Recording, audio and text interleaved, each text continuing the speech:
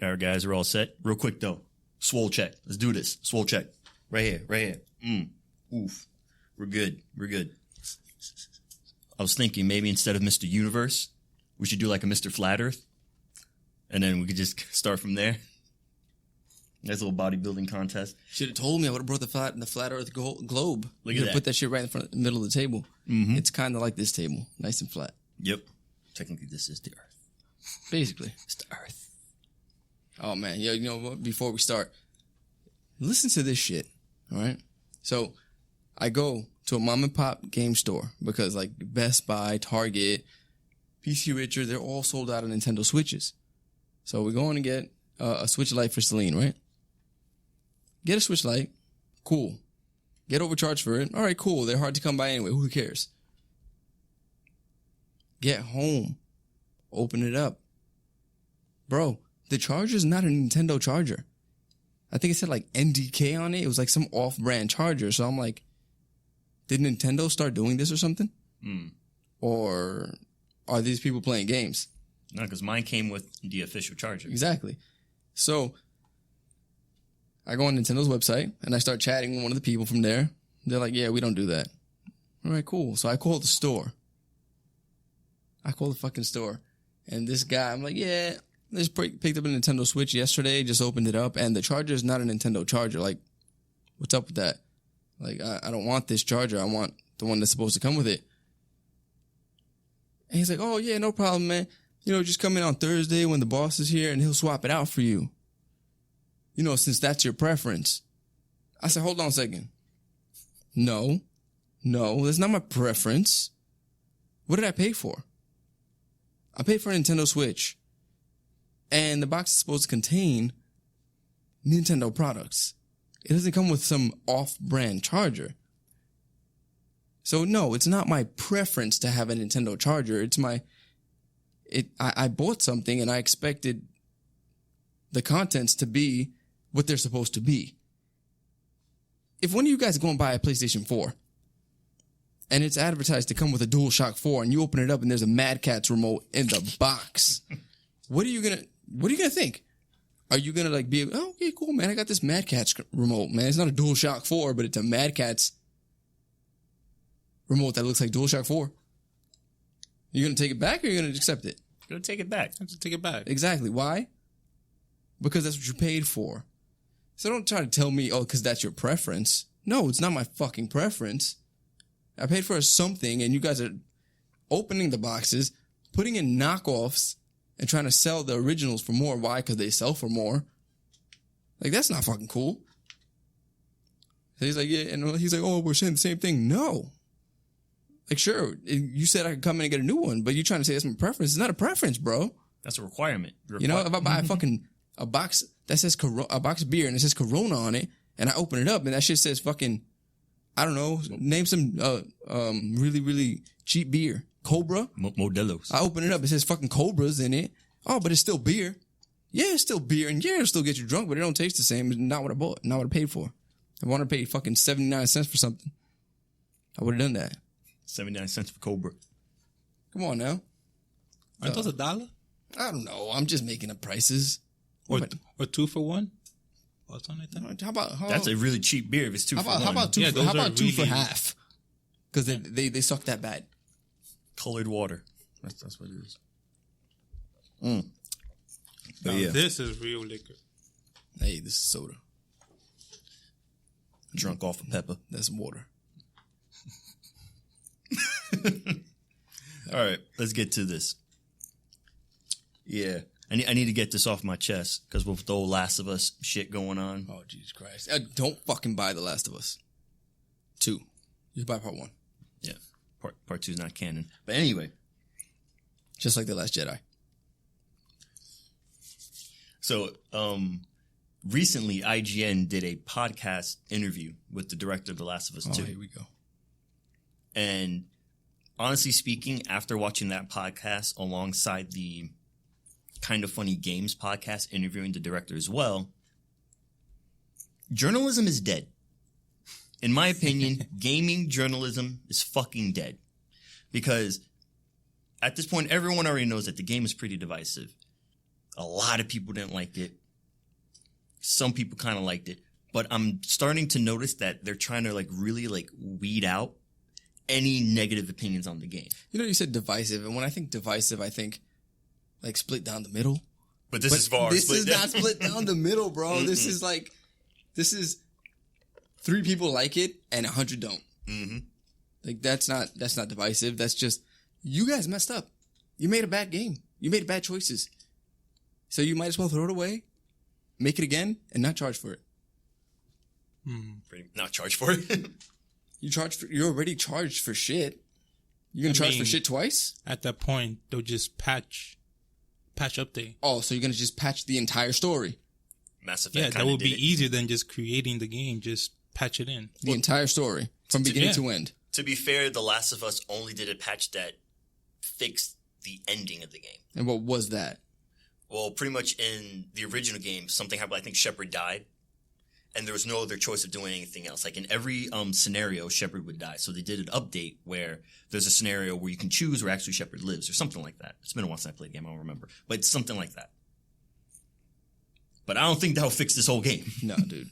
We get 2 hours of Ellie gameplay, no hours of Joel gameplay. He dies. Abby's the main character. Spoiler, but it doesn't matter. You know, come on. Come on. It's a revenge story. Doesn't get revenge. What? How does that work? That doesn't work. They try to like lull you in with all the gore and just like how in depth they go with their scenes. No, man.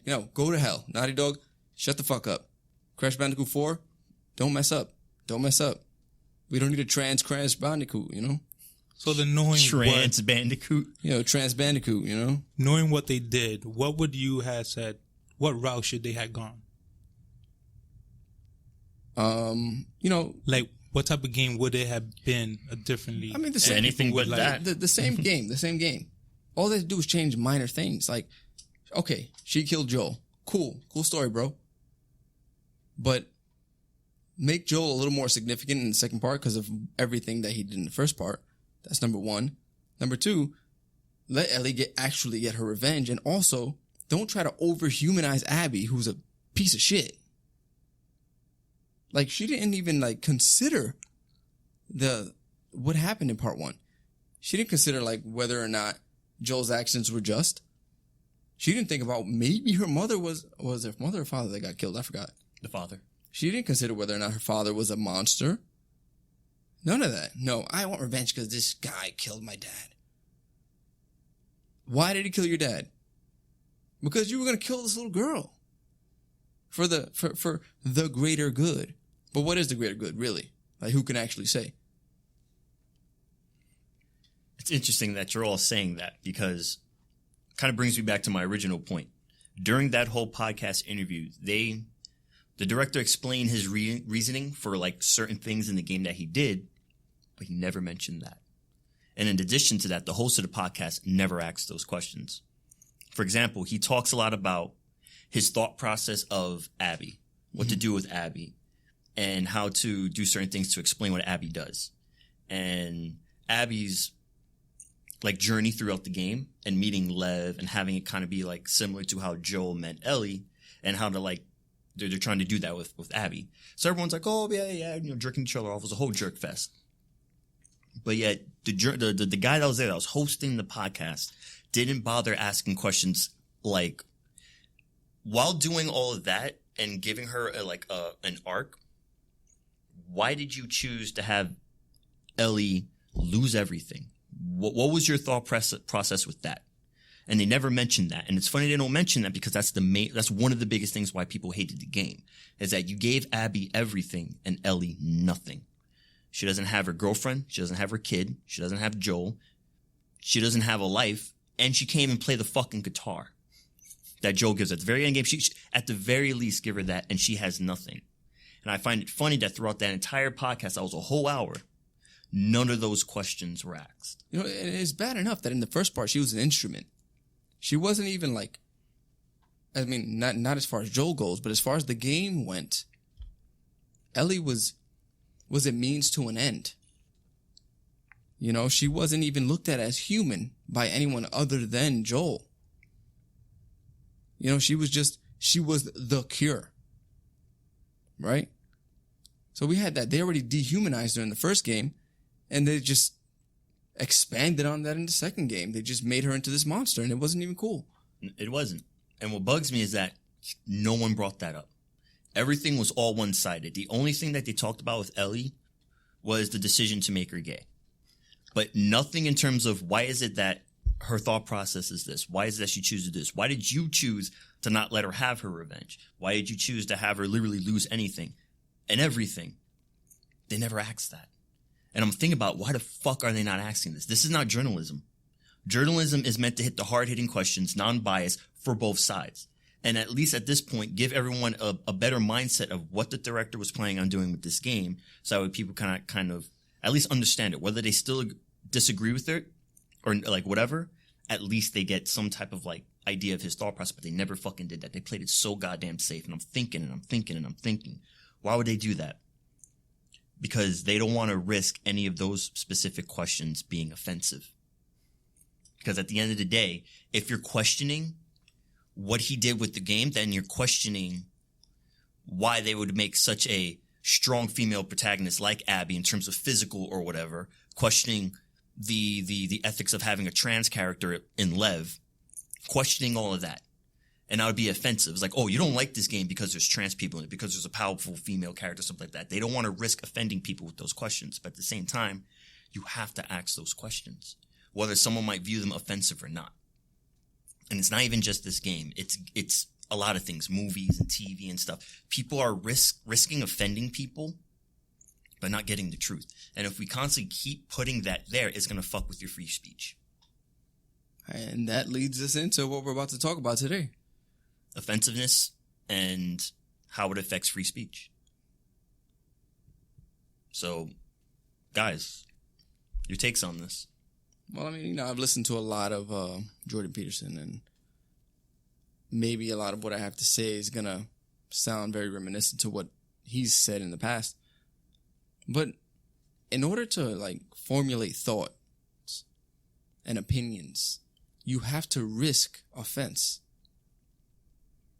Like, you don't know whether what you're going to say is going to offend someone or isn't. You just have to say, you have to get it out, let it be heard, and see what happens. And then, you know, you go from there. We can't run around trying to come up with things while at the same time being afraid that we're going to offend whoever it is we're talking to or whoever it is that's going to be listening. All that does is take away from what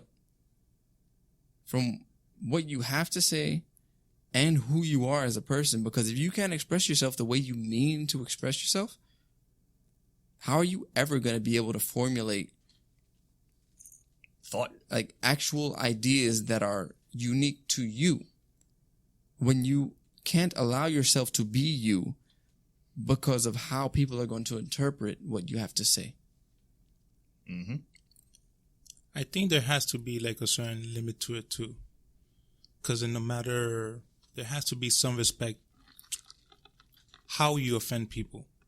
Because let's just say, for example, a random person just comes up to anybody and just starts talking bad about that person's mom, not knowing them, and then you doing the same thing, let's say, to a police officer. You can't really, like, expect that there's no prosecution. For what? Yeah, because there has to be a certain level of control. For what? For just going up to anybody and just cursing them out or talking bad, or just going up to a police officer and just saying, fuck you. So are you saying that? Because what it sounds like is you're not entirely for free speech. I think what he's trying to say is there has to be A medium. not really a meeting, but like an understanding of the difference between saying something that might be offensive and full on like hate speech. Well, there's no such thing as hate speech. But there is hateful speech. There is. And that's kind of the thing though. Like if I'm deliberately saying something nasty to you with the intent of hurting you, as opposed to me telling you an opinion and you just so happen to be offended by what I said. There's a difference between that. Yes. Kind of like what you meant by like going up to a cop and just saying fuck you. I'm saying fuck you to deliberately talk shit about the cop. But if I have a thing where it's like, oh, like it's fucked up that you're giving me the ticket. Like, do you not know how to do your job? He might find offense in that, but I'm not deliberately trying to attack. I'm just saying, do you understand why? Like, I'm like, no, like you shouldn't be giving me a ticket for this. Like, do you really know what you're doing? As opposed to me just blatantly saying fuck you because fuck you. However, that's what I'm saying. There has to be like some sort of limit to no, there shouldn't be respectful free. No, there shouldn't. There should not be a limit. Why? Because what is free speech? The freedom to say what you want, what you feel. It doesn't matter how someone else takes it. And if someone else has a problem with what you say, they're free to say whatever they feel like saying. Right? Because what do words do? They express exactly what you're thinking, what you're feeling. That's it. They might hurt the next person's feelings, but they get to go home at night or they get to respond. But you're not doing any actual harm with just words. You know, you could go into like little kids and sticks and stones and like how words and like insults and teasing can create complexes and stuff like that. But at the end of the day, it still falls under free speech. You know, you say whatever the hell you want. Say whatever you want to me. Call me a spick. Call me a nigger. Call me a nigga. Whatever the hell you want to call me. It doesn't matter. None of it matters. Why? I respect your freedom of speech. Say what the fuck you want, man. None of it matters. And it should not be censored. No one should be censored. Right? The only people that should be censoring you is you. And I think that's kind of what he was getting at. The kind of self-control of what you say. Like you can express your idea, but at least understand a little bit of control in how you say it. And I think that's kind of what's going on. A lot of people feel like they could just blurt out whatever and not expect consequences. But that is the case, though. You can blurt out whatever, and there are no consequences. The question is, what did you actually mean? There's this streamer. No. What did you actually mean? You can get to the streamer after that. But what did you mean? Did you mean that, like, people should just kind of, you know, take it upon themselves to kind of be careful with what they're saying because of how people are going to react to it? Or you could exercise your right of free speech, but do it in a respectful manner. But what if you don't feel like just it? word what you're trying to say respectfully. What if you don't feel like it? Because there's people that would get offended, and are situations where that speech that person is exercising, even though it's free speech, the other person might be hurtful. But if formulating ideas, there's been cases of suicide, of bullying. That's what I'm trying to say. True. Like, there has to be a certain level of respect behind a free speech. I think you mean care.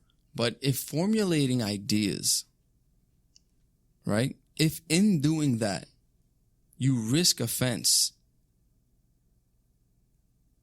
like, what's the problem? Like, during the process, you're going to make mistakes.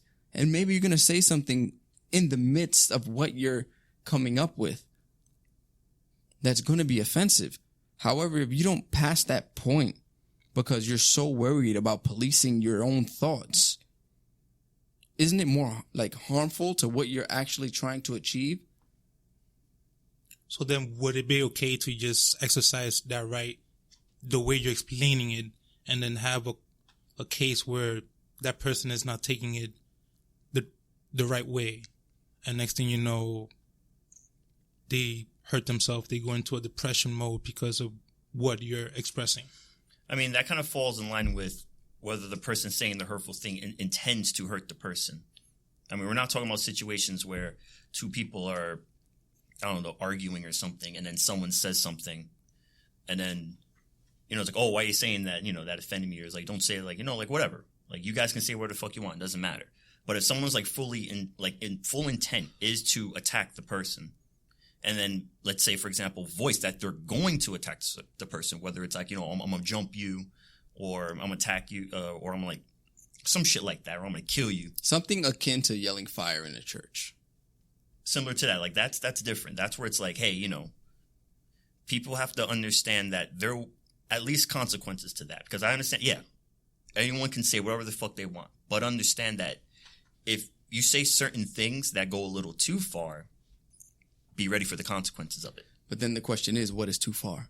The only like I said, actually, like saying that you're going to do actual harm to a person. That's where it's like, all right. But if it's like saying whatever that doesn't lead to that, then like whatever. But that's already built in.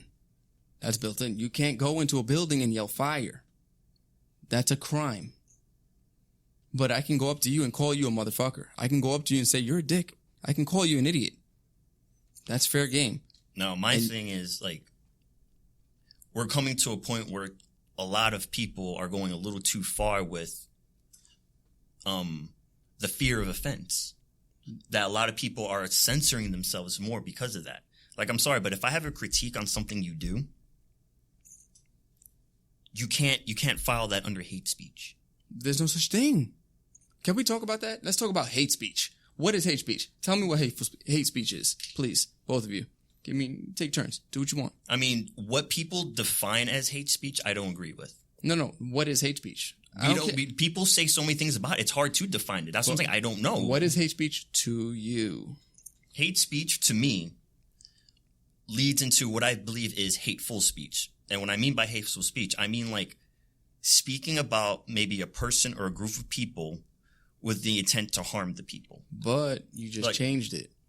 By changing from hate to hateful. Which is why I said my version of what anyone might see is hate speech. I view it and I, name it hateful speech. So is it fair to say that you don't believe in hate speech? I don't believe in hate speech. That's why I call it hateful speech. All right. So, okay. Yeah, that's why I've been always saying hateful, because I don't believe in hate. Like, no. We're in line, because I don't believe in hate speech, but there is a such thing as hateful speech. So you can come up to me, as I said earlier, you can be like, hey, you effing spick. I don't like you. You people come here. You're lazy. You just want to live for the government. I'm going to say, all right. But, I mean, it is hateful. But at the end of the day, you can't. But I'm not going to categorize it as hate speech. Like, it's free speech, bro. You get to say what you want. Mm-hmm. But at the same time, you can't look at, like, Hitler's rallies and say, oh, no, he's just expressing himself. Well, he is expressing himself. But that, like, him doing that, well, to be fair, yeah, him doing that, this is a thing. Led to a lot of fucked up shit. It did. Which that's kind of what I'm getting at. If your speech is the intent to lead to a lot of fucked up shit, then we got to start asking some questions. I mean, you know what I mean? I like to think that, people in the U.S. of A. are a little bit better than that. Yeah, like a little bit better than Hitler. Like I don't want to lead everything towards like that. But it's like that's kind of like an example of a crazy extreme. Yeah. But I know at least here in our country, it won't lead to that. And then the sad thing is a lot of people think that it is leading to that, which is not true. And even the ones who don't think that, they just don't like when you say mean things. Mm-hmm. And it's not okay. At the same time, those people who don't like mean things said, say the meanest things. It is true. They say the meanest things. It's like... They become hypocrites. All right, so... Extreme hypocrites. So, let's say you're kind of young and you know you're gay, but your family's a church family, and at one of these services, they're talking about how that's wrong, and you go to hell, and all of that, right? In today's world, they'll be like, oh, that's hate speech.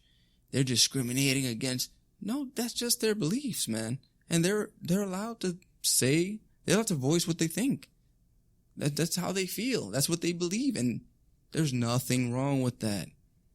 If you don't like it, don't go to the church anymore. You don't like it, don't associate with those people anymore. Find some people who are going to be more understanding of your way of being. That's it. Yeah, because at the end of the day, yeah, you took a nice sip of that water. You just, it was like an air sip. It was so fast. It was fast. I didn't even see it hit your lips. But it's one of those things where, look, if you're like a sexual orientation, and then there's a group of people, whether it be a religious group, a group of friends, whatever, who disapprove of your lifestyle, you can find it offensive, You could be pissed off at it all you want. You can even voice back how you don't like it. But at the end of the day, we have laws in place to protect you. From what? If they were to attack you. So they can say whatever the fuck they want. If they want to, harm you, you're fine.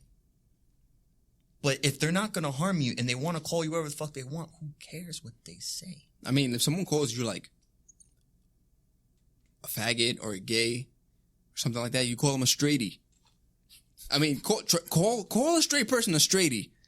Watch how they just feel like, wow, that was weird. Someone called me a straighty once. I was like, damn, that's offensive. A gay person called me that. You straighty. I was like, I didn't know how to feel. I was like, oh, all right. It was funny. It was funny because we were cool, but just imagine, like, they just turned straighty into a fucking slur. Imagine that. Yeah. And that's kind of what's going on now, that the media, news outlets, movies, TV, they're so at risk of offending people that they're now, like, just ruling out any type of coherent thought on anything, to the point where reporters can't even ask certain questions because they're afraid they're going to offend someone. And that bugs me. Extremely bugs me. Because I'm seeing, like, it's becoming more clear now. Like, it's always been around, but it's becoming more and more apparent. And then it's like, you don't see it? Haven't you seen how shitty our movies are becoming? How shitty our games are becoming? And no one asks questions. It's all like to fall in line with political correctness. Mm-hmm. And no, you don't want that. They're taking away individualism. They want everyone to think the same way. And that doesn't work. Because if everyone is thinking the same way, how do we prosper? You can't. And the hardest and the most fucked up thing about it is that it's coming to the point where cancel culture, oh Jesus Christ, is becoming like the new, like, cleansing of people who have any offensive opinions. You know what? We're going to get into cancel culture. How the hell do you watch a comedy special? Literally the name, comedy special. Get upset about what's being said and try to get that comedian canceled. They're not being serious. They're comedians. That's their job.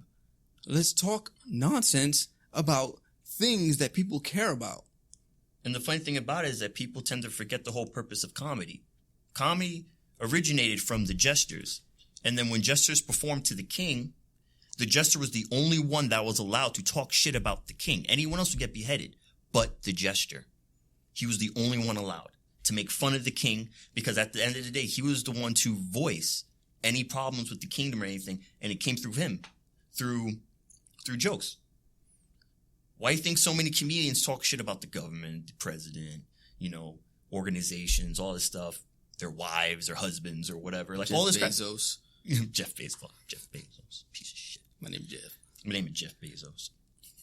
But they're allowed to do that. So when it comes to the point when you're now trying to do cancel culture on comedy, which, was like the last safe haven. Like, what are you doing? Like, it's comedy. It's meant to offend and incite thought, while at the same time causing like a funny reaction. I couldn't get that worded better, but there you go. You know what I mean? Make you laugh. It's a way to. My phone is ringing.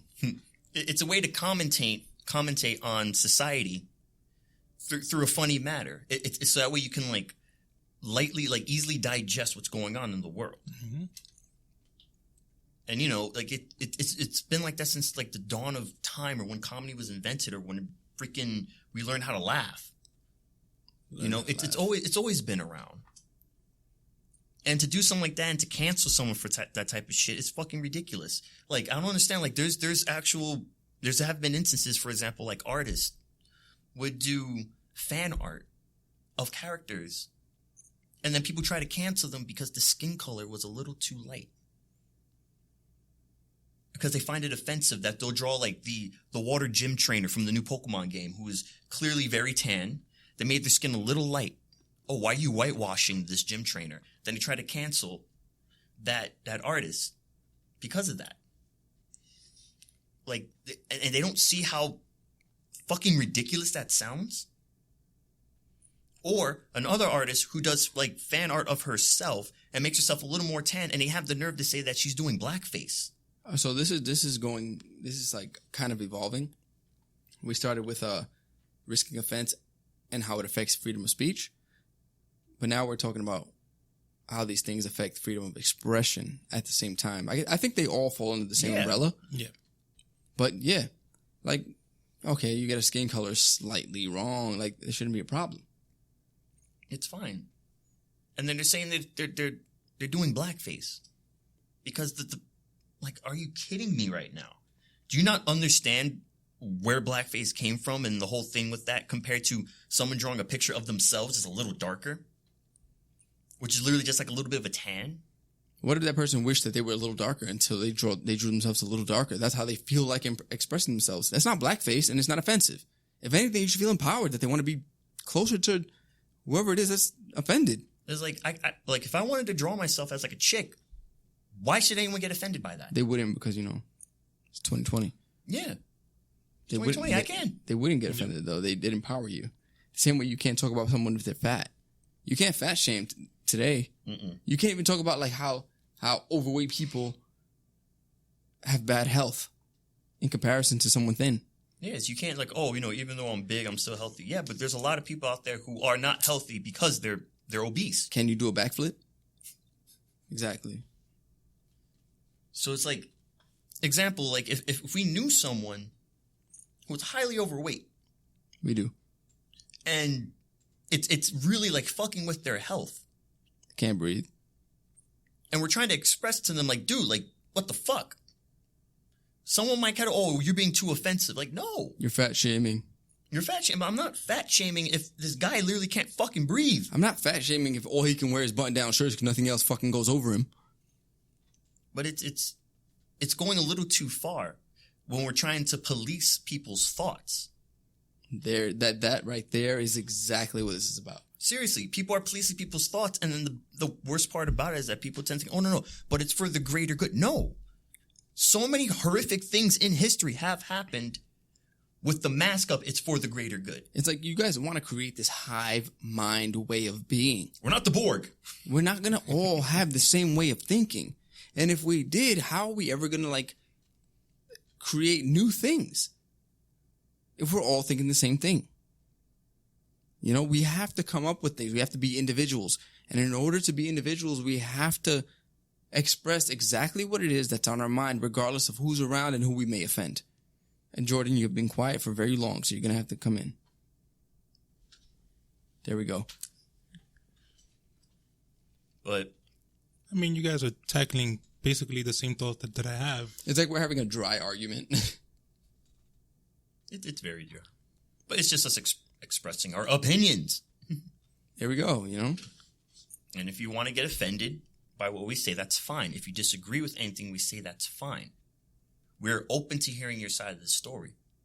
We're not going to cancel you out. And if anyone who tries to cancel us, then it's like, well, you kind of prove us right. Exactly. I mean, if we go back to the beginning, though, back to what you were saying in the very beginning about, like, basically policing yourself for out of fear of maybe offending. We go back to that. Like, again, you know, finish up that thought. I feel like you never actually, like, finished it. You didn't develop it. Basically, what I was saying is, like, have some respect. Like, all right, you could express your expression towards a person, how you feel against them. But know, if you know that person is the type of person that gets easily offended, restrain. So what happens when you don't know the person? Test the waters. So you're saying censor yourself to figure out how that person is going to respond. Well, I think... Not saying censoring yourself. Express yourself. And if they're not liking that expression of you, then just walk away. Just leave the person alone. Well, I think just naturally, regardless of all this, everyone kind of does that. Like, you know, when you meet a new friend or you meet a friend of a friend, everyone kind of has like that neutral That it's just naturally happens. You have that kind of neutral, like, you know, if I meet someone, I'm not going to say right off the bat, like, the dirty jokes, just kind of naturally. You know, once I get to know the person better, then, you know, as people, we kind of slowly open up around that new person. Like, for example, if you're going on a date with a girl, most people kind of like, they start off a little small and then they slowly start expressing themselves. And then once maybe like a topic comes, like, oh, you know, they have the same, you know, thing as that, whatever. And then they open up more. Mostly everyone kind of does that already. But that's the point that I'm trying to express. There are people that who don't do that. But they don't test the water. They don't like see how the person is in the circle. Well, that's they'll just jump the gun and just assert them. Let me ask you a question then. All right, for those few people who don't do that, who don't test the waters, and they just kind of just dive in, don't have to accept the consequences. No. Wait a second. You made me lose my thought. God damn it. Quit getting. All right, but for those people who do just dive in, right? Aren't those people, like, wouldn't you consider them the most honest?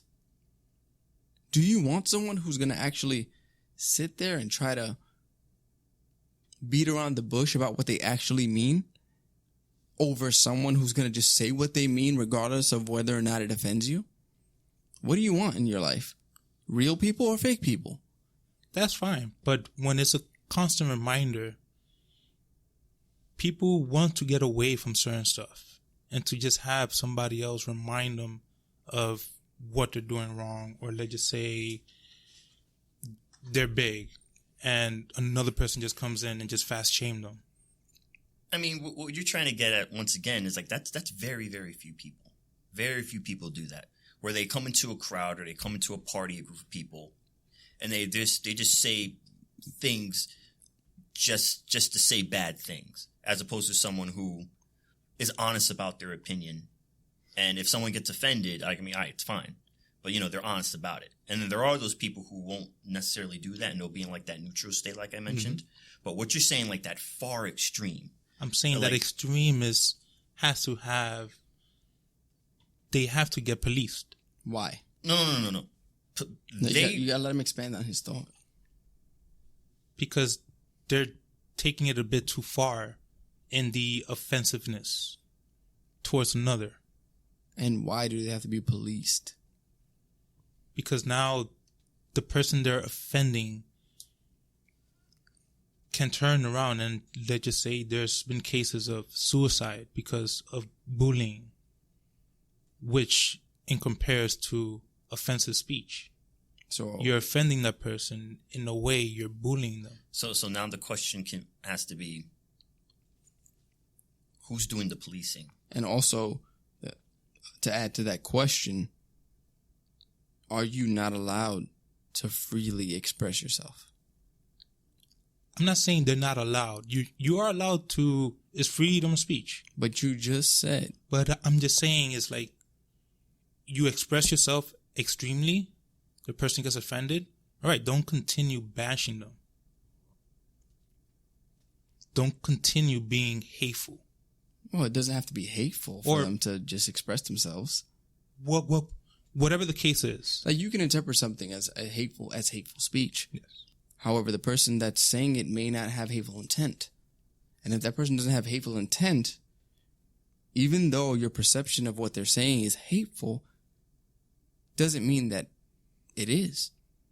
And through further expanding on the conversation, you'll eventually come to like realize that that's not the case. But not everybody is the same. There are people that have malicious intent. So, all right. So are you like, what world would you prefer?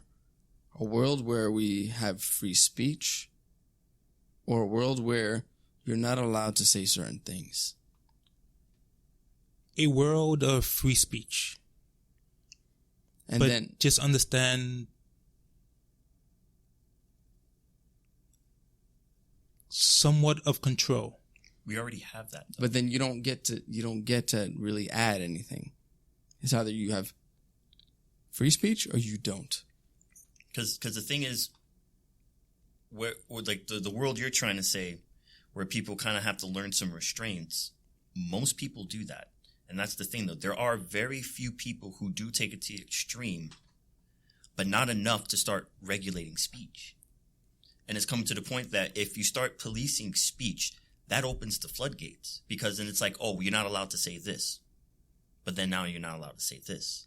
Now you're not allowed to talk about this, make fun of that, talk about these people, do this type of stuff. And then it just keeps going to the point where it's like, we can't say anything about anything. It's an endless hole. It is an endless hole. But the world that you're thinking of where people kind of police themselves on what they say kind of already happens. You're talking about morality, I think. Exactly. More or less. Most people have morals. And they're not going to just enter a situation and start saying offensive things to whoever it is that's around. They're gonna be mindful of what they say for the most part. I mean, there are those few that are just extremist, and they're gonna say whatever the hell they want. That's less than 50%, though. Way less. So yeah, we already have what you're talking about. Like think of it this way. Like, let's kind of bring the scale down to something more manageable. Let's say you're at a party. The amount of people that at the party that are pure assholes, maybe 2 or 3, compared to like maybe the party of 50 people. Yeah, there might be some more people within that 50 that might say something that might piss someone off, but the people that are like with malicious intent, or probably just had a bad day and is trying to fuck with someone, or maybe just a little too drunk, maybe 2 or 3. And it's come to a point where people are pushing the narrative where those 2 or 3 people are everyone.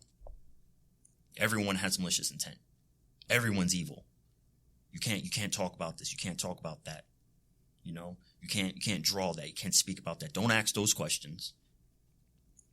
And that's kind of the biggest problem now that I'm starting to notice, that no one, like, people are trying to police people's thoughts to the point where even the slightest question is now deemed offensive. You can't say that. And that's the biggest problem. So I think the biggest thing we also have to talk about is not only just what people say, but a lot of people have to start learning how to take what people say. And I think right now, society's coming to a point where they're very weak in taking opinion. People are getting too offended and not learning how to have a little more self-confidence in themselves to take the shit that people say, because that's all they're doing. They're just saying it. You know? People want to talk, you know, shit about your background, where you came from, your sexual orientation, you know, your belief system. I mean, yes, what they say is fucked up, but us as people also have to learn how to take that, as opposed to just calling mommy to go get them because they said something bad. You have to be able to take that. And that's what's going on right now, is that, you know, for example, if one were to police this speech, it's then weakening us in taking opinion and taking shit from people. Similar to like the immune system. When you get the flu shot, they're giving you the flu so your body knows what to fight against. If you don't get a flu shot, your body doesn't know what the fuck foreign shit's coming in and can't defend it. So if you... And this is funny that people have said this, and it sounds weird, but bullying or getting bullied in high school at the end is beneficial. And I know like my little brothers will say things like, oh, people are picking on me and stuff like that. And it's at the end of the day, it's like, well, get used to that. Because when you go out in the world, there's going to be far more powerful people trying to fuck you over. So get used to that. And it's true. Once you start sheltering people at a young age, they don't know how to handle the real world. Because there's going to be a lot more people out there who want far worse for you. And nay, I say it's kind of training. So when there's, and it's sad, like it's sad that there are like so much suicide, you know, in high schools and stuff because of bullying. And yes, it's sad. I understand that. But instead of just focusing on one side of the problem, which is the bullying, we should focus on the other side of the problem and help with self-confidence. You know? True. If you build up someone's self-image, what people have to say about them is not really going to have much of an effect. It's not going to lead them down those bad roads. Right? So I think, if anything, it starts, as far as that specific thing starts in the home. You build up that child. And you let them know that, yo, dude, you're great. Doesn't matter what anybody says. Look at everything you do. You think he's going to go to school and some little kid is going to say something that's going to overtake what the parent had to say? I mean, clearly the parent and the schoolmate are not in the same realm. They're in two different places in life. One is an accomplished adult. I mean, whether they have a great job or not, they still made it to adulthood. And making it to adulthood is enough. You know? So, yeah, I mean, suicide sucks. And people killing themselves sucks. But build up your kids and teach them that what people say to them doesn't dictate who they are, doesn't dictate what they have to do or be in life. You know, you can be what you want. At the end of the day, the only person that should be judging you is you. You're your own worst critic. Yeah. And once again, like, I don't want to take lightly to suicides. And I'm not saying that if we go about this course of thinking, it's going to end all suicide. I'm not saying that. But at least that's a good first step in addressing and help trying to decrease the amount of suicides. It's almost like saying, learning to be honest with yourself will like keep people from being able to actually hurt your feelings. I mean, not in a total sense, but if you're 100% honest with yourself, fucking roll those words. It doesn't really matter what anyone has to say, because if they're saying anything that's actually true, you've already said it to yourself.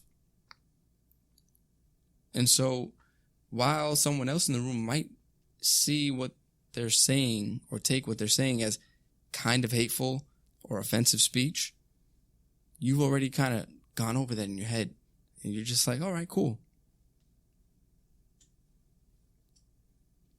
And with that, I think, just whatever, say what you feel. Say what you mean. Don't intentionally be offensive. That's never a good thing. It's not cool to be that way. Don't be a dick.